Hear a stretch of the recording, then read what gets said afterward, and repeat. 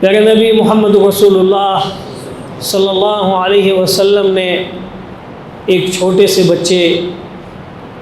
عبداللہ ابن عباس رضی اللہ تعالی عنہ کو بڑی قیمتی نصیحت فرمائی،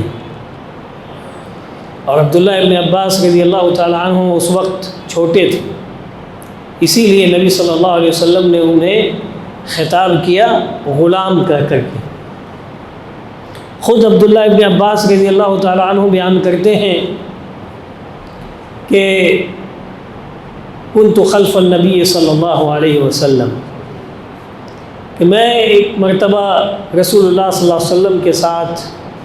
آپ کی سواری پر آپ کے پیچھے تھا، تو رسول اللہ صلی اللہ علیہ وسلم نے مجھے مخاطب کیا اور کہا یا غلام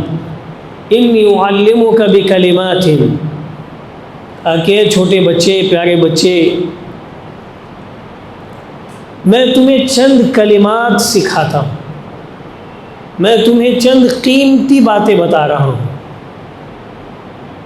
اس کی تم حفاظت کرو گے تو کامیاب رہو گے۔ انی اعلمک بکلمات، میں تمہیں چند قیمتی کلمات سکھا رہا ہوں، چند قیمتی باتیں بتا رہا ہوں۔ احفظ اللہ یحفظک، احفظ اللہ تجدہ تجاہک، اللہ کی حفاظت کرو، احفظ اللہ، اللہ کی حفاظت کرتے رہو گے، یعنی اللہ کے دین کی حفاظت کرتے رہو گے، اللہ کے احکام و فرامین کی حفاظت کرتے رہو گے،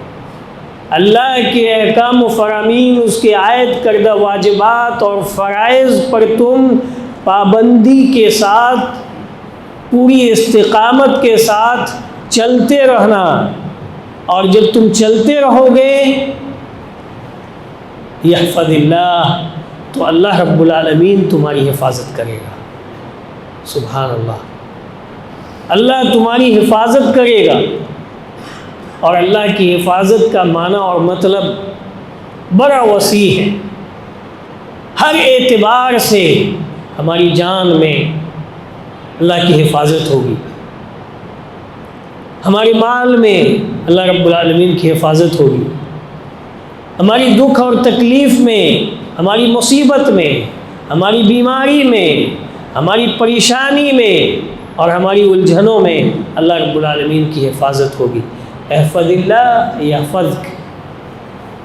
اللہ کے دین کی حفاظت کرتے رہو گے، احکام و فرامین اور واجبات اور فرائض کی حفاظت کرتے رہو گے، پابندی کرتے رہو گے، تو اللہ تعالی تمہاری حفاظت فرمائے گا۔ احفظ اللہ تجدہ تجاہک، پھر تاکیداً اللہ کے رسول صلی اللہ علیہ وسلم نے عبداللہ ابن عباس رضی اللہ عنہما کو بتایا اور کہا کہ اللہ کی حفاظت کرتے رہنا۔ سبحان اللہ، یعنی ہر کچھ بھی ہو جائے دین کو مت چھوڑو، دین سے کمپرمائز مت کرو۔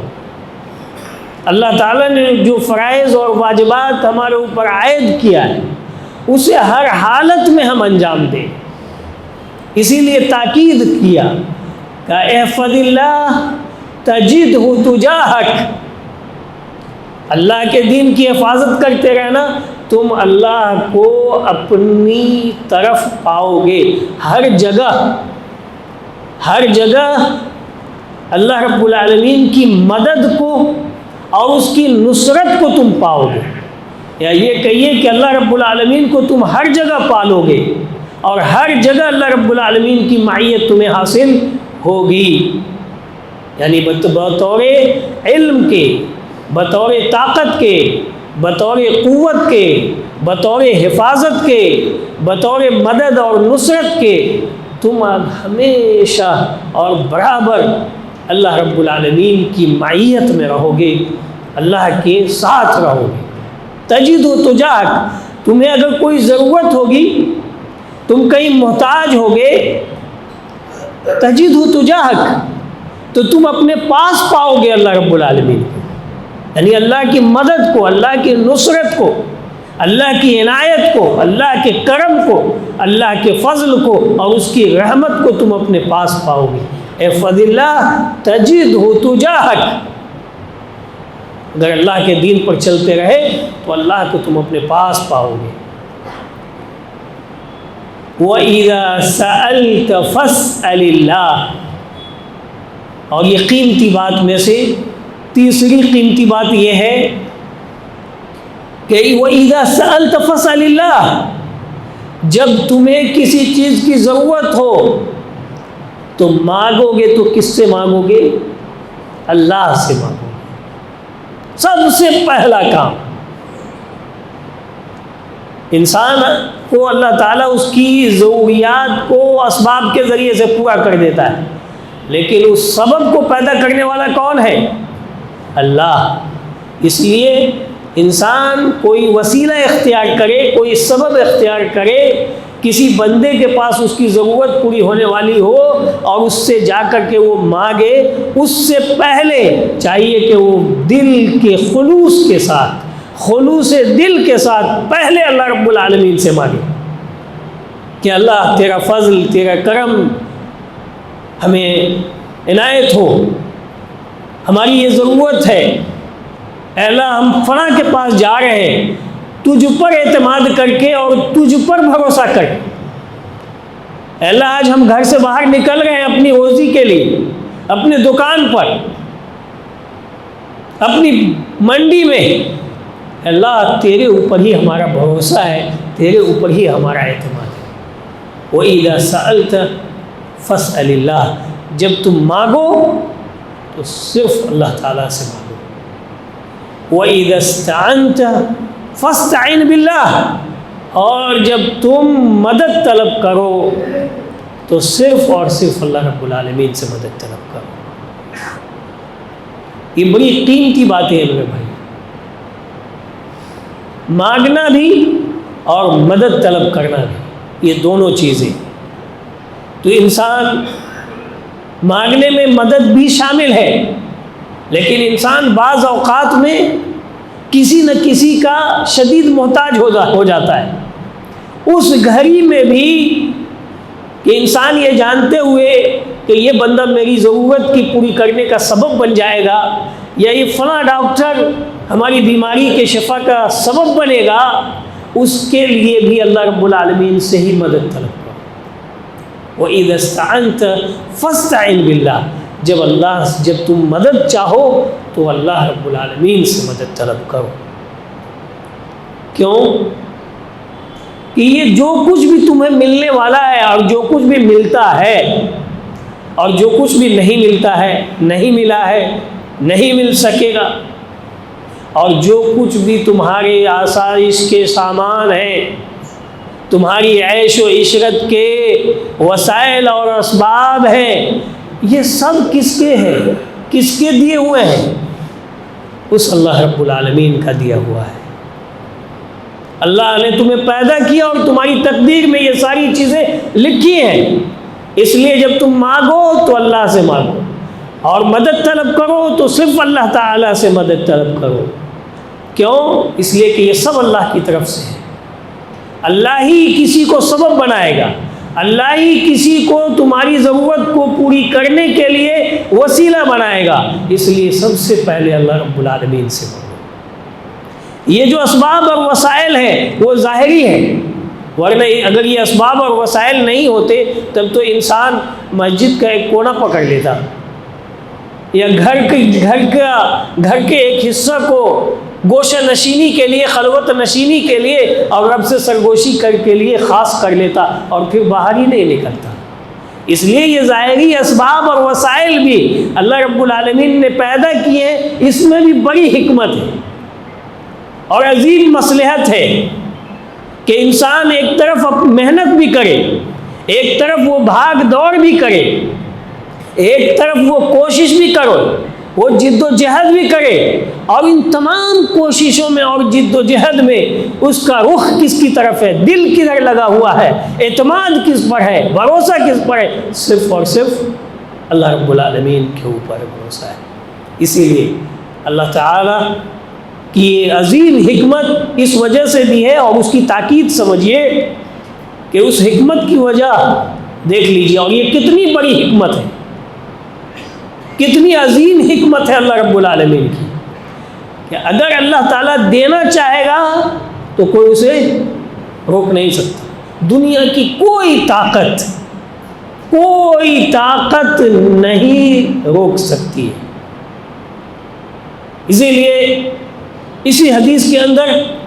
پیارے نبی محمد رسول اللہ صلی اللہ علیہ وسلم نے ان نصیحتوں کے بعد یہ کہا وَعْلَمْ جان لو لو ان الامہ اجتمعت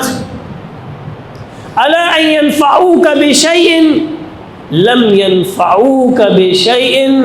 الا قد كتب الله لك. جان لو اے غلام، اے چھوٹے بچے، اس حقیقت کو تم گانٹھ باندھ لو. لو ان الامہ اجتمعت، اگر پوری کی پوری امت اس بات کے اوپر اکٹھا ہو جائے، جمع ہو جائے، متفق ہو جائے کہ تمہیں نفع پہنچائے گی، پوری امت مل کر کے تمہاری ضرورت کو پورا کر دے گی، پوری امت مل کر کے تمہیں نفع پہنچائے گی، لم ينفعوك بشيء الا قد كتب الله لك، یہ کچھ بھی نفع نہیں پہنچا سکتی پوری امت مل کر کے مگر اتنا ہی جتنا اللہ نے تمہاری تقدیر میں لکھا ہوا ہے. اسی لیے اذا سألت فاسأل اللہ، جب مانگو تو اللہ ہی سے مانگو، جب مدد طلب کرو تو اللہ سے ہی مدد طلب کرو. اس لیے کہ پوری امت مل کر کے بھی اگر تمہیں نفع پہنچانا چاہے، تمہاری ضرورت کو پوری کرنا چاہے، تمہاری مصیبت کو دور کرنا چاہے، لم ينفعوک، اتنی ہی فائدہ پہنچائے گی امت، اتنی ہی فائدہ ہوگا جتنا کہ اللہ تعالیٰ نے تمہاری تقدیر میں لکھا ہوا ہے. اور یہ بھی جان لو وَلَوْ أَنَّ الْأُمَّةَ اجْتَمَعَتْ وَلَوْ اجْتَمَعَتِ الْأُمَّةُ عَلَىٰ أَن يَضُرُّوكَ بِشَيْءٍ، کہ اگر یہ پوری امت مل کر کے متحد ہو کر کے اکٹھا ہو کر کے تمہیں کوئی نقصان پہنچانا چاہے، تمہیں کوئی ضرر پہنچانا چاہے، تمہیں کسی مصیبت میں مبتلا کرنا چاہے، لَن يَضُرُّوكَ بِشَيْءٍ إِلَّا قَدْ كَتَبَ اللَّهُ عَلَيْكَ، تمہیں کچھ بھی نقصان نہیں پہنچے گا، تمہیں کچھ بھی ضرر نہیں پہنچے گا مگر اتنا ہی جتنا کہ اللہ تعالیٰ نے ضرر تمہاری تقدیر میں لکھا، جتنا کہ نقصان اللہ تعالیٰ نے تمہاری تقدیر میں لکھا ہوا ہے صرف اور صرف وہی پہنچنے والا ہے. اس لیے جب مدد طلب کرو تو صرف اور صرف اللہ رب العالمین سے ہی مدد طلب کرو. یہ ہے حقیقت، یہ ہے حقائق انسان کی خوشی کا اور انسان کے غم کا. کہ انسان کوئی چیز جب پا لیتا ہے تو وہ اترانے لگتا ہے، جب انسان کو وہ چیز نہیں ہوتی بڑا متواضع رہے گا، بڑا عاجز اور منکسر رہے گا، بہت نرم خو رہے گا جب تک نہیں. اور جب اس کے پاس وہ چیز پہنچ جاتی ہے جس کی تمنا آرزو لیے بیٹھا ہوا ہے، وہ چیز پوری ہو جاتی ہے، اللہ تعالیٰ اسے عنایت کر دیتا ہے، تو اسے یا تو اپنی کریڈٹ سمجھنے لگتا ہے، اپنی محنت کا کردار سمجھنے لگتا ہے، اپنی قابلیت اور صلاحیت کو سبب بنا لیتا ہے، یہ ساری چیزیں کرتا ہے اور اس سے بھی تجاوز کر کے اترانے لگتا ہے، تکبر کرنے لگتا ہے. وَإِذَا أَنْعَمْنَا عَلَى الْإِنسَانِ أَعْرَضَ وَنَأَى بِجَانِبِهِ، ہم جب کسی انسان کے اوپر انعام کر دیتے ہیں، اپنا فضل نازل کرنے لگتے ہیں، اپنی رحمتوں کا برسان کرنے لگتے ہیں، أَعْرَضَ وَنَأَى بِجَانِبِهِ، بس وہ اعراض کرنے لگتا ہے. ہونا کیا چاہیے تھا؟ یشکر اللہ، کہ وہ اللہ کا شکر ادا کرتا، وہ عاجزی اختیار کرتا، وہ تواضع اختیار کرتا، اس نعمت کا حق ادا کرتا. لیکن ایسا نہیں، اعراض کرنے لگتا ہے، وَنَأَى بِجَانِبِهِ، اور پھر اور دور ہو جاتا ہے اللہ تعالیٰ سے، ہونا یہ چاہیے کہ اللہ تعالیٰ سے اور قریب ہوتا، لیکن ایسا وہ نہیں کرتا۔ یہ انسان کی عام طبیعت،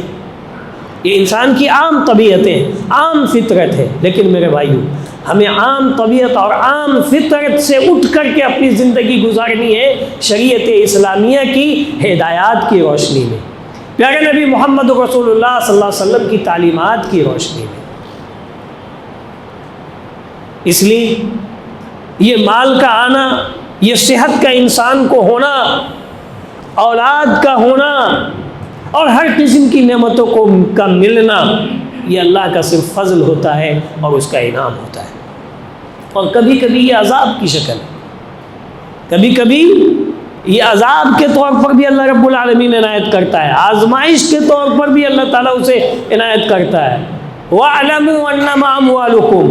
وَأَوْلَادُكُمْ فِتْنَةٌ، جان لو کہ یہ کثرت اولاد، یہ کثرت مال، یہ فتنہ ہے، یہ آزمائش ہے۔ کسی کے لیے عذاب اور استدراج بھی ہو سکتا ہے کہ اللہ تعالیٰ اسے دیتا ہے اور پھر وہ اللہ سے اعراض اختیار کرتا ہے، تکبر اختیار کرتا ہے، حقوق کی پامالی کرتا ہے اور اللہ رب العالمین کے حرمات کو پامال کرتا ہے، لادینیت اختیار کرتا ہے، ظلم کرنا شروع کر دیتا ہے، تو یہ اس کے لیے اللہ کی طرف سے عذاب ہوتا ہے۔ پھر وہ عذاب کے اندر یا تو اللہ تعالیٰ دنیا کے اندر ہی دے دے گا، یا پھر اللہ تعالیٰ نے جو وعدہ کیا ہے آخرت میں عذاب دینے کا وہ ہوتا ہے۔ اگر فقر و فاقہ ہے تو بھی اللہ رب العالمین کا شکر ادا کرنا چاہیے، بلکہ اللہ تعالیٰ کا زیادہ شکر ادا کرنا چاہیے۔ مال کے ہونے پر ایک فائدہ تو یہ سمجھ میں آتا ہے کہ ضروریات پوری ہو جاتی ہیں آسانی کے ساتھ، لیکن دوسری طرف آپ جب دیکھیں گے تو اس کے بہت سارے نقصانات ہیں۔ سب سے پہلا نقصان تو یہ سامنے اجاگر ہو کر کے آتا ہے کہ من عین اکتسبہ، کہ اس نے کمایا کہاں سے۔ دوسرا نقصان یہ ہوتا ہے کہ عین انفقہ، کہ اس نے اس کو خرچ کہاں کیا ہے۔ ایک تو پہلا سوال یہ ہوگا کہ آیا کہاں سے، حرام سے حلال سے کہاں سے آیا، کون سا طریقہ اختیار کیا، وَأَيْنَ أَنفَقَهُ۔ اور پھر دوسرا سوال ابھی باقی ہی ہے، وہ یہ ہوگا کہ خرچ کہاں کیا،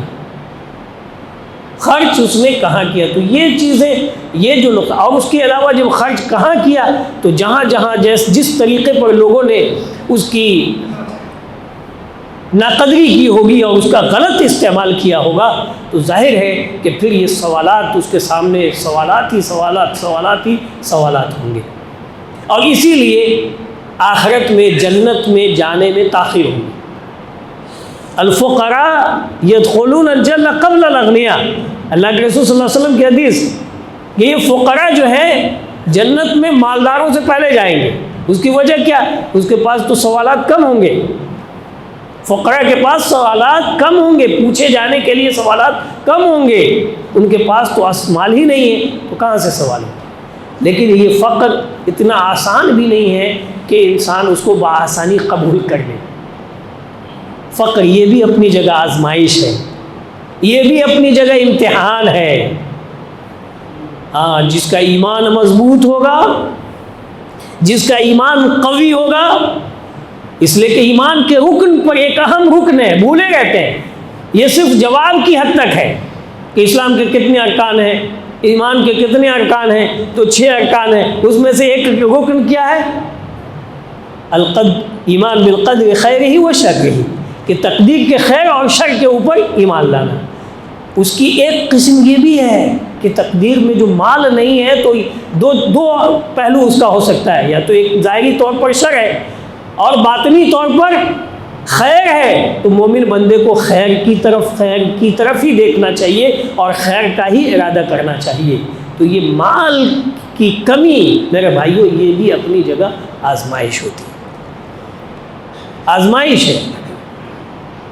اور ایک ایسی آزمائش، اسی لیے صحابہ کرام رضوان اللہ علیہم اجمعین،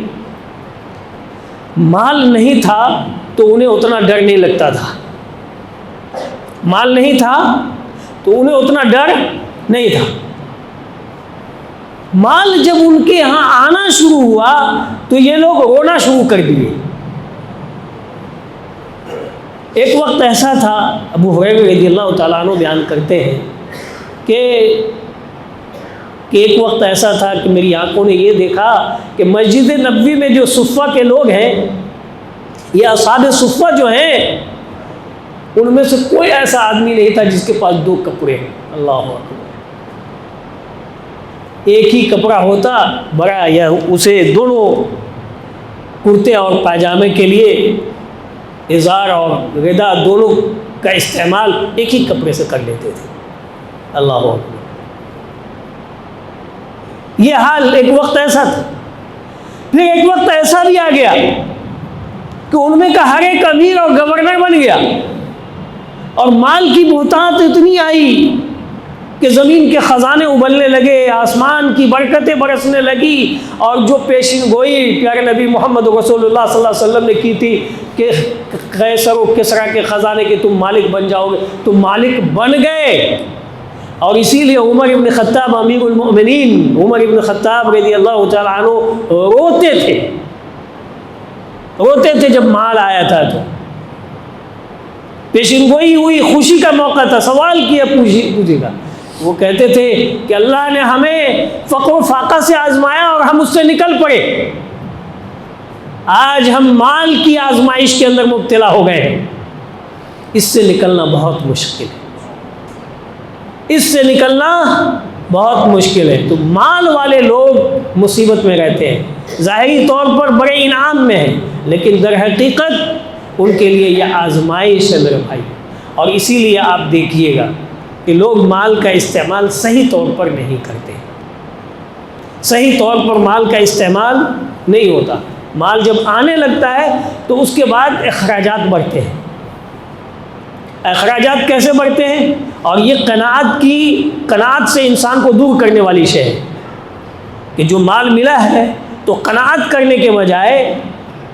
کہ قناعت کرتا، جو اللہ تعالیٰ نے دیا ہے اس کا حق ادا کرتا،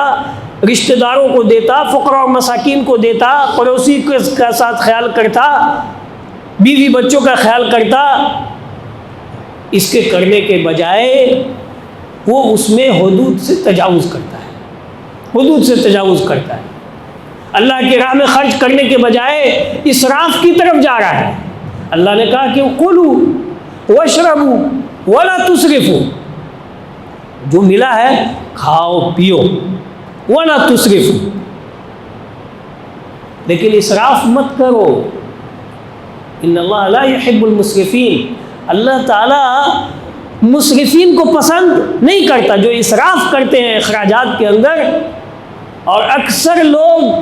مال ہونے کے باوجود پریشانی کا سامنا کرنے لگتے ہیں، اس کی ایک وجہ یہ ہوتی ہے کہ وہ خرچ کرنا نہیں جانتے صحیح سے،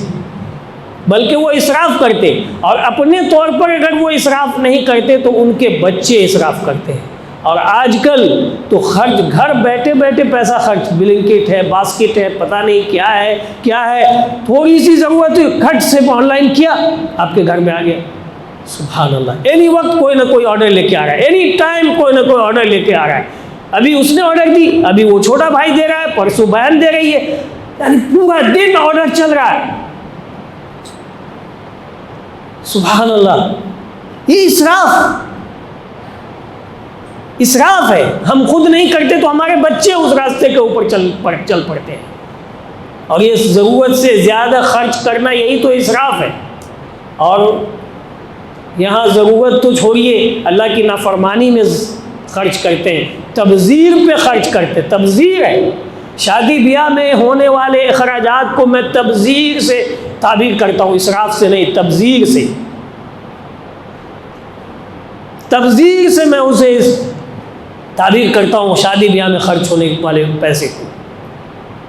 وَلَا تُبَذِّرْ تَبْذِيرًا، مال کی کو اس طرح سے مت خرچ کرو جس کا کوئی محور نہ ہو،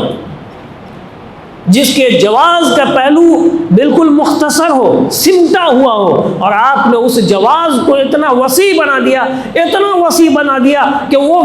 سنت کے بجائے فخر و مباحات اور گناہ کے اندر تبدیل ہو گیا، والعیاذ باللہ۔